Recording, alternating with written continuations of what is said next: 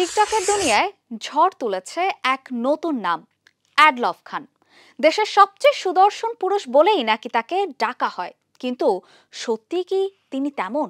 সেই খোঁজ নিতে আমরা একটু ঢু মারলাম টিকটকে, আর তারপর যা দেখলাম সে তো একেবারেই আলাদা গল্প।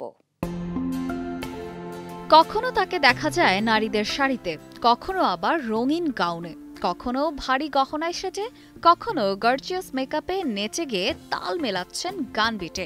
এমনকি বউ সেজেও হাজির হয়েছেন ভিডিওতে। এক ভিডিওতে বড় বড় চুল, জাঁকজমক গাউন, কানে গলায় ঝকমকে গহনা পরে নাচছেন তিনি। আর অন্য ভিডিওতে কালো শাড়ি আর স্লিভলেস ব্লাউজে রূপের মাধুর্য ছড়াচ্ছেন নেট পাড়ায়। Gold's Gym across 30 plus countries. With over 700 plus locations worldwide. Train anywhere, belong everywhere.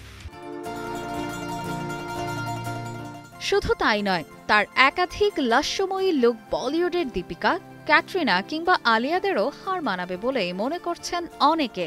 সাহসী ভঙ্গি, চোখ ধাঁধানো গেটআপ, সব মিলিয়ে যেন এক গ্ল্যামার কিং।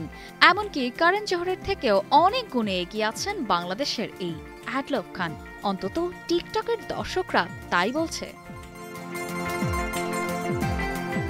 তার ভিডিওর গ্ল্যামার, স্টাইল আর কনফিডেন্স দেখে নেটিজেনরা একদিকে অবাক, অন্যদিকে কনফিউজড। সত্যিই কি তিনি দেশের সবচেয়ে সুদর্শন পুরুষ, নাকি সুদর্শনের সংজ্ঞায় নতুন করে লিখছেন অ্যাডলফ খান?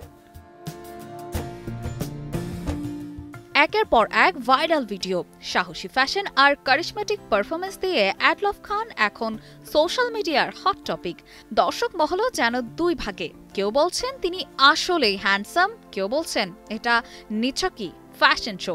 তবে একটা কথা মানতেই হবে, তার ভিডিওগুলো যে দেখতে দারুণ মজার, তা অস্বীকার করার উপায় নেই। আর এসব দেখে আমাদেরও মনে হলো থাক, চূড়ান্ত রায় দর্শকের হাতেই থাকুক। আমরা গেলাম টিকটক দেখতে।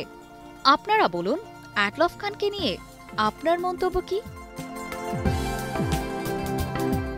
অপর্ণা বর্ষা, কালের কণ্ঠ।